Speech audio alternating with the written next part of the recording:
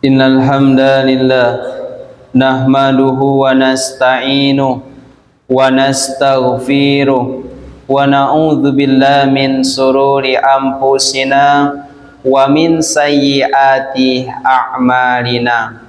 May yahdihillahu fala mudhillalah wa may yudlilhu fala hadiyalah.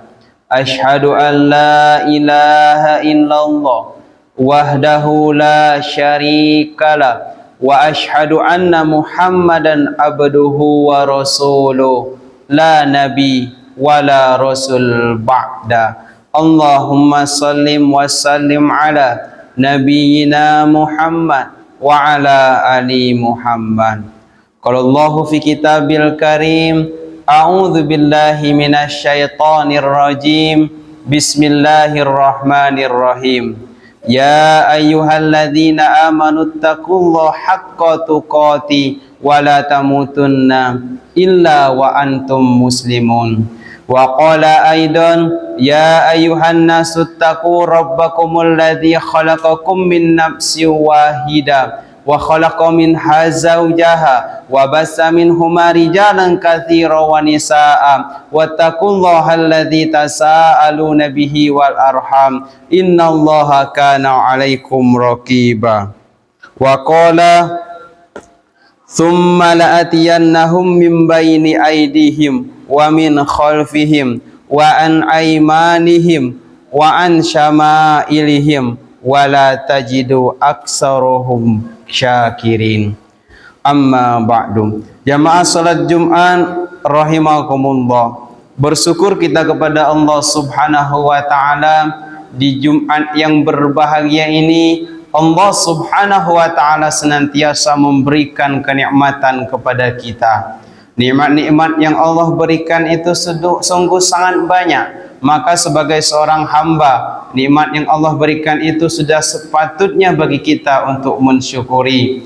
Dan mensyukuri nikmat yang Allah berikan itu harus betul-betul kita wujudkan dengan cara meningkatkan kualitas ibadah kita kepada Allah Subhanahu wa ta'ala. Salawat dan salam tak lupa pula kita ucapkan kepada Nabi Allah Nabi Muhammad sallallahu alaihi wasallam beserta para sahabatnya dan para pengikutnya yang selalu senantiasa istiqomah dalam menjalankan syariat Islam.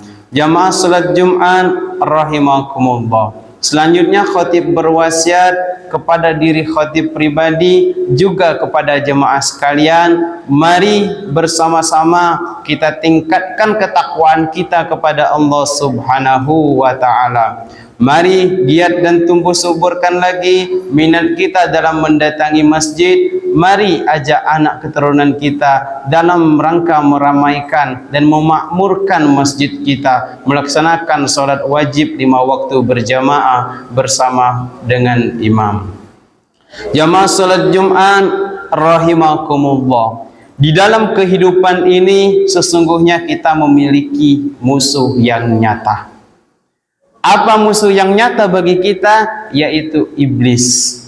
Jadi permulaannya memang ketika pada zaman Nabi Adam terdahulu, manakala Allah menciptakan Nabi Adam, Allah perintahkan para malaikat dan iblis untuk tunduk dan sujud kepada Nabi Adam, tetapi iblis enggan untuk bersujud. Wa iz qala lil malaikati isjudu li Adam fasajadu illa iblis. Jadi malaikat bersujud tetapi Adam tidak mau bersujud, tetapi iblis tidak mau bersujud kepada Nabi Adam. Kemudian Allah marah, Allah murka sehingga iblis dikeluarkan dari surga. Maka ketika iblis dikeluarkan dari surga, disitulah titik awal permusuhan antara iblis dengan Adam dan keturunannya. Jamaah salat Jumat rahimakumullah. Jadi iblis, setan dan bala tentaranya ini terbagi menjadi 2 macam. Musuh kita tersebut terbagi menjadi 2 macam. Minal jinnati wan nas, dari golongan jin dan dari golongan manusia. Ini iblis dan bala tentaranya akan mengganggu kita. Jamaah salat Jumat rahimakumullah. Maka iblis ini mengikrarkan permusuhan dengan manusia. Ini sudah tertera dalam Quran surat Al-A'raf Dalam ayat yang ke-17 itu, iblis akan menggoda manusia itu melalui berbagai macam arah. A'udzubillahi minasyaitonirrajim. Bismillahirrahmanirrahim. Tsumma la'atiyannahum min baini aydihim wa min khalfihim wa an aymanihim wa an syama'ilihim wa la tajidu aktsarahum syakirin. Kemudian pasti aku akan mendatangi mereka dari depan, dari belakang, dari kanan dan kiri mereka, dan engkau tidak akan mendapati kebanyakan mereka itu bersyukur. Jamaah salat Jumat rahimakumullah. Maka ini akan menjadi pokok pembahasan kita pada Jumat yang berbahagia ini, yaitu tentang 4 arah godaan iblis dan setan serta bala tentaranya tersebut yang akan menggoda kita. Kenapa kita harus memahami 4 godaan tersebut? Kenapa kita harus paham dan harus ingat godaan-godaan tersebut? Karena jangan sampai di kehidupan dunia ini kita berteman dengan musuh-musuh, padahal sudah jelas itu musuh yang nyata bagi kita. Maka jangan sampai kita masuk ke dalam perangkap-perangkap musuh tersebut. Jamaah salat Jumat rahimakumullah. Ayat ini menerangkan bahwasanya iblis akan menggoda manusia yang pertama yaitu berasal dari arah depan. Dari arah depan, iblis akan menggoda manusia. Dia akan membuat manusia lupa akan kehidupan akhirat. Maka kita akan mendapati kebanyakan dari manusia itu ragu-ragu tentang kehidupan akhirat, ragu-ragu tentang balasan kebaikan dan keburukan, ragu-ragu tentang azab kubur, ragu-ragu tentang yaumul mizan, yaumul masar, padang masar nanti. Mereka ragu-ragu tentang surga dan neraka. Maka ini godaan iblis yang pertama. Dia mengganggu manusia, yaitu dari arah depan. Dibuatnya kita lupa dengan tujuan kehidupan kita, yaitu akhirat. Jamaah salat Jumat rahimakumullah. Selanjutnya iblis akan mendatangkan manusia, yaitu dari arah belakang. Dari arah belakang, iblis akan mendatangkan manusia beserta tentaranya, dan setan-setan tersebut akan mengganggu kita dari arah belakang, yaitu dia dibuatnya kita cinta akan kehidupan dunia.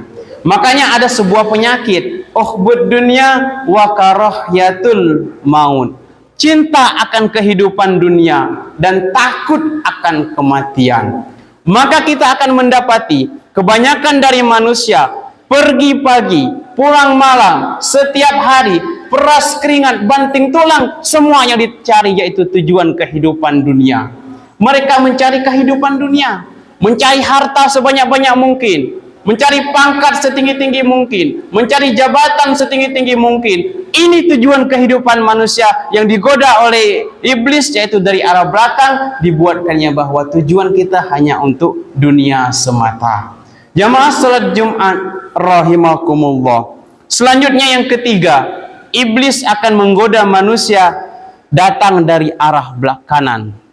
Dari arah kanan, iblis beserta bala tentara dan setan-setannya tersebut, dia akan mendatangi manusia, dibuatnya kita lalai dan dihalang-halangi kita untuk berbuat kebaikan. Maka terkadang banyak muncul kesempatan untuk berbuat baik, tetapi itu ditutup oleh iblis, ditutup oleh setan. Contohnya, ketika masjid melakukan pembangunan, yang tadinya kita sudah mungkin memasang niat untuk membantu proses pembangunan masjid, baik itu membeli karpet ataupun pemasangan keramik, hingga selesai pemasangan keramik dan pembelian karpet, tidak jadi kita berinfak, tidak jadi kita bersedekah, gaji kita habis saja untuk kebutuhan rumah tangga. Ini termasuk godaan iblis, godaan setan. Kita dihalang-halangi untuk berbuat kebaikan, kita ditutup-tutupi untuk berbuat kebaikan tersebut. Jamaah salat Jumat rahimakumullah. Selanjutnya yang terakhir, iblis akan datang dan menggoda manusia itu dari sisi kiri kita.